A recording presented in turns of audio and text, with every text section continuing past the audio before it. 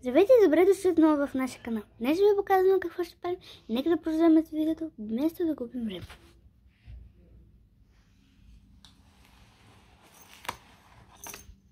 Първото нещо, което ще ви покажем, са ето тези супер сладки елхички. Не знам дали ви харесват, но на мен ми харесват. Целите са брокатени и са много хубави. Има и друга. Мънички са, да знаете. Звездите са им малко паднали, но не паднали. Малко тук. Различни са просто. Да, сега. Ето я другата. Тя няма звезда. Но на мен ми харесва. Май са им различни цветове на топките. Топчета за тук. Да. Така, следващите неща сега ще ви покажем спокойно. Така, следващото нещо е ето тези супер сладки ластички. И те са коледни, както сте забелязали. Ето тази е зелена, то се вижда естествено с луна и звезди, разни искри, доколкото виждам. Ето тук този бял ластик на мен много ми харесва. И е супер сладък, ми прилича на сняг. И другото е най-готиното. То е с звънчета и е червено, такова кадифено червено. И ето чуйте цели. Сега ще го отворим. Или аз мисля накрая, т.е. не накрая, защото ние ще ви показваме и ще украсяваме нивите, или по-скоро ще отваряме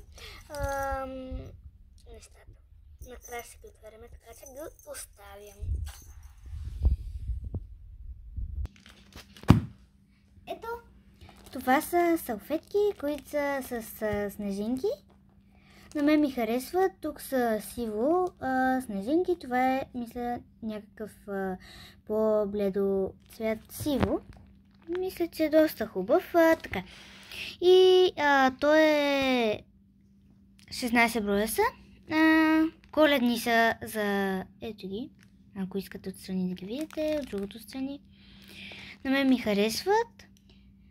Не знам колко сантиметри са дълги, но са, както ви казахме, 16 броя. Сега ще ви кажем колко са дълги.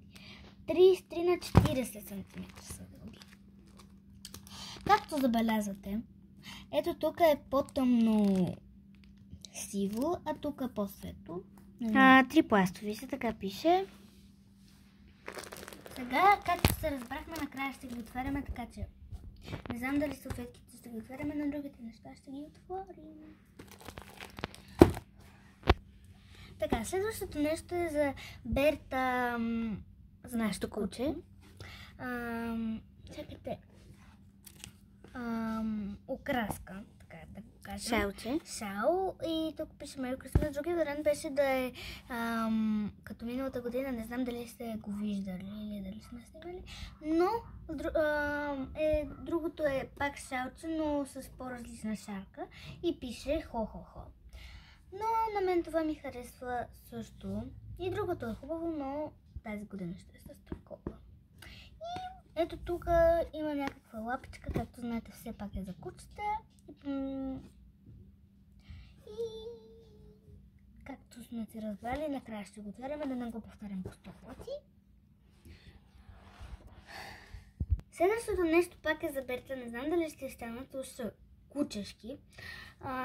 Те са такива чорапчета. В момента са с как се казваше? С това пластмасовото отзад. Да държи и ето ги отдолу. Много са сладки, помислите. И са доста меки. И са с Дядо Коледа! И ще бъде много сладичка. Да, те са в комплект с това. Да, те си отиват. Да, не са. И сега ще го оставя.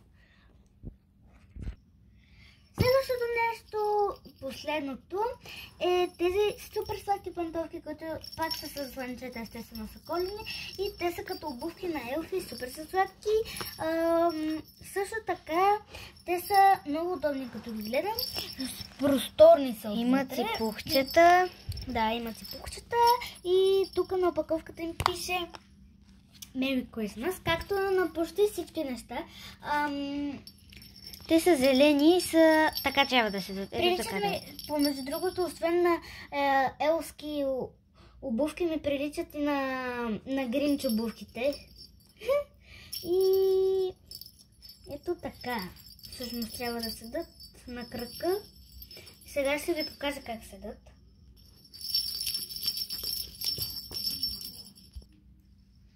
Ето така ми седат. Много сладко седат и те... Доста са удобни, наистина. Да, вътре са мекички и както забелязвате. Има само по няколко такива, а другите са помпончета. И доста добре стана, защото и ластиците така се чуват и пантовките. Да, те се отиват. Имат си и пухчета, както казахме. Доста удобни. Ето тези всичките неща, които ви ги показахме, помежду другото обърнахме чорапчетата. Всичките неща са от Jumbo, да знаете. Ако искате, може да си и закупите оттам. И последните неща са ето тези. И те са на Вилерой Бох. Не мога да го кажа много добре, но са на Вилерой Бох. Да, на Вилерой. Да. Много смешно го казвам аз. И сега ще ви ги покажем както другите неща. Така, чакай.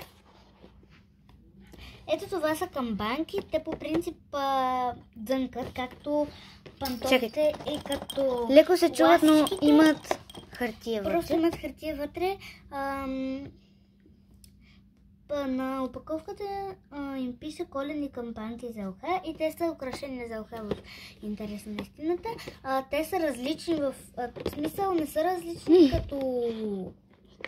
Не са различни, нали? Но има различни на шарката и това е различното всъщност.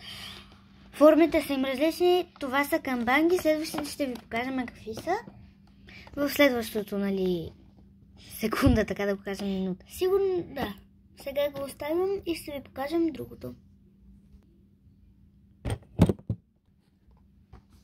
И ето ги следващите. Така, както ви говорихме, ето това са следващите, да знаете, че са от стъкло и са на ето тази марка, както миналите. Не знам дали се вижда много добре. Ние ви казахме марката. Тук пише Handmade. Направено на ръка, т.е. да. Разбирате, както ви казах, те са стъклени. Тези на дрънка. Така че може да не са ви удобни. И те са ангелчета. На мен лично ми харесват. Отгоре са си спандълчети. И пак са украшения за уха. И да, всъщност това. И сега ще ви покажем всичките и някои сигурно ще ги разопаковаме, както ви казахме. Ето това са всичките неща, които ви показахме за днес. Помежду другото ви го казах, но сме ги обърнали да не си поместите така. Сега ще ви кажа елхийските, салфетките и играчките и нещата на кучето. И пантофи. И това са като цяло нещата. Сега ще ги караме. Ето я! Чао!